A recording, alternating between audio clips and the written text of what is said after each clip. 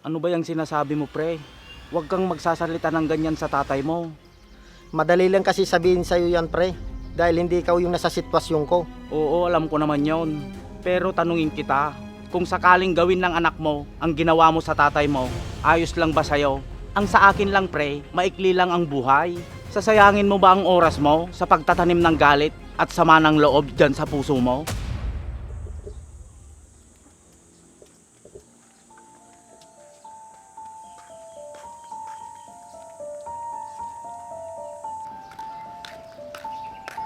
Tara, pre, para maumpisa na natin. Tara, pre, kunin ko lang yung alak sa loob. Ha?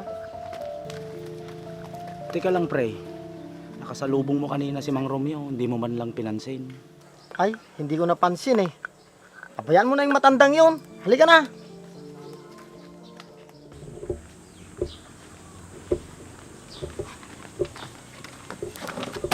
Ito na, pre. Matanong ko lang, hindi pa rin pala kayo ayos ng tatay mo, pre?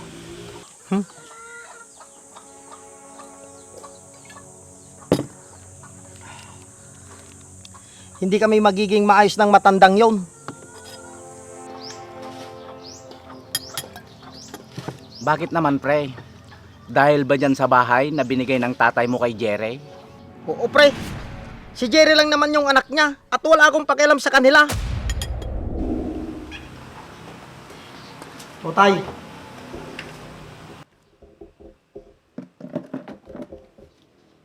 Anak, may gusto sana akong sabihin sa'yo. O, tay. Ano yun? Sinalipat ko na pala kay Jerry yung pangalan at titulo ng bahay. Ano, tay? Akala ko ba atin nyo sa aming dalawa itong bahay? May sarili ka naman bahay ah. Kaya kay Jerry ko na lang bibigay itong bahay. Kahit na! Yung bahay ko, sarili kong pera yon. Iba naman tong bahay mo. Bakit? Sa'yo ko naman ibinigay yung tubigan ah. Dahil ang sabi mo, hindi ka na babalik sa ibang bansa. Ang bahay ang pinag-usapan natin dito, tay. Kaya wag mong baguhin ang usapan.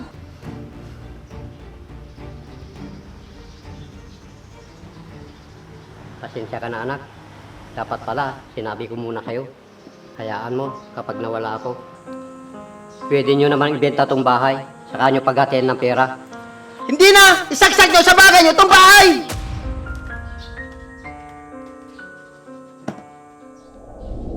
Hindi man lang niya ako inisip. Lagi na lang si Jerry ang pinapaboran niya. Kaya pala napapansin ko, kapag dumadalaw ka dito sa bahay, hindi ka man lang bumibisita kay Mang Romeo. Oo, dahil matagal na akong walang pamilya. Si pare talaga. Hindi rin maganda na nagtatanim ka ng sama ng loob lalo na sa magulang mo. Babayan mo na lang ako, pre. Inom na lang tayo. Tagay pa.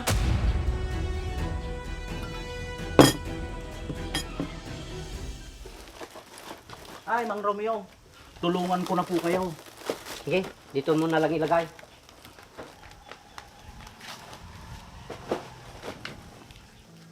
Salamat, Berto. Dapat hindi na po kayo nagbubuhat ng mabibigat, Mang Romeo, dahil matanda na po kayo. Wala kasi si Jerry. Intusan ko sa palengke, kaya ako na lang nagbuhat. Ay, ganun po ba? Mahirap din talaga kapag wala kang kasama sa bahay. Oo nga eh. Teka, hindi pa pumunta si Masong sa inyo ngayon? Hindi ko po alam, Mang Romeo. Bakit ho? Wala naman, iho.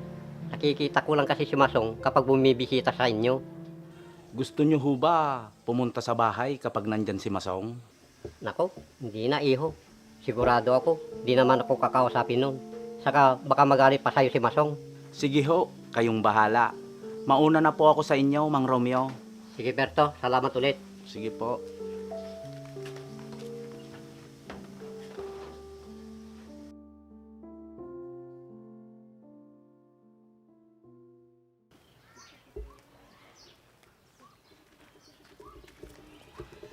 Pare Berto. Oh, pre, nabalitaan mo na ba ang nangyari sa tatay mo? Ha? Bakit? Anong nangyari? Sinugod sa ospital si Mang Romeo nung isang araw. Hindi ko lang alam kung nakalabas na siya. Bakit daw? Anong nangyari? Bakit sinugod sa ospital? Inatake daw. Sobrang init naman kasi ngayon. Tapos madalas pa sa initan ang tatay mo. Kaya kung ako sa'yo, dalawin mo na ang tatay mo.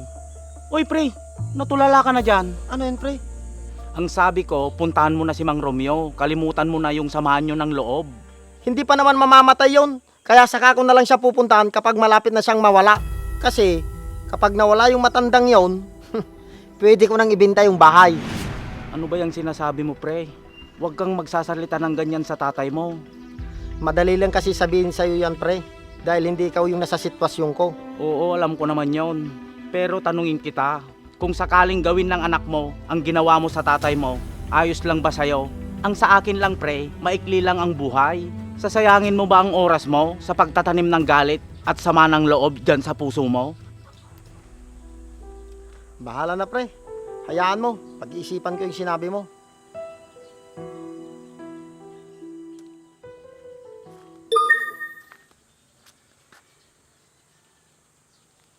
O, pre. Papunta pa lang ako sa inyo. Huwag ka nang dumiretso dyan pre. Nandito ako ngayon sa ospital. Dumalaw ako sa tatay mo. Kaso, Kaso ano, pre? basta pumunta ka na lang dito. Mas gusto kong sabihin sa'yo ng personal. Sige, pre. Hintayin mo ko dyan ngayon. Sige pre, bilisan mo. Sige, pre. Pre, kumusta si tatay? Bakit mo ko pinapunta dito? Pre, pasensya ka na. Mas magandang marinig mo to ng personal. Kinakabahan naman ako sa sinasabi mo, pre. Ano ba yon? Pre, wala na ang tatay mo. Inatake daw sa puso, sabi ng mga doktor. Ano? Teka nga at pupuntahan ko.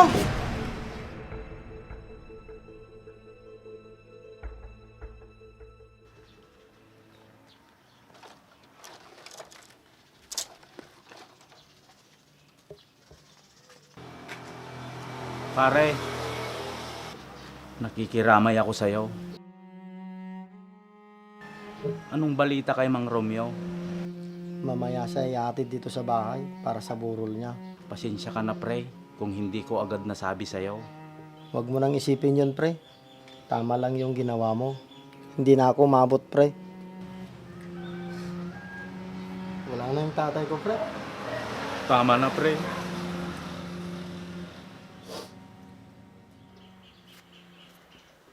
Kumusta na kayo dyan, tay? Alam ko, huli na ang lahat para humingi ako ng tawad sa inyo. Pero sana, mapatawad niyo ako, tay. Alam kong sarili ko lang yung iniisip ko dahil makasarili ako. Huwag kayong mag-alala, tay. Hindi ko ibibenta yung bahay na iniwan nyo kay Jerry. Binigay ko rin pala kay Jerry yung tubigan para kahit papano makatulong sa pamilya niya. Patawarin mo ko, tay. Huli ko nang napagtanto lahat ng kamalian ko. Sana masaya ka na, tay, kung saan ka man ngayon naroroon. Paalam, tay.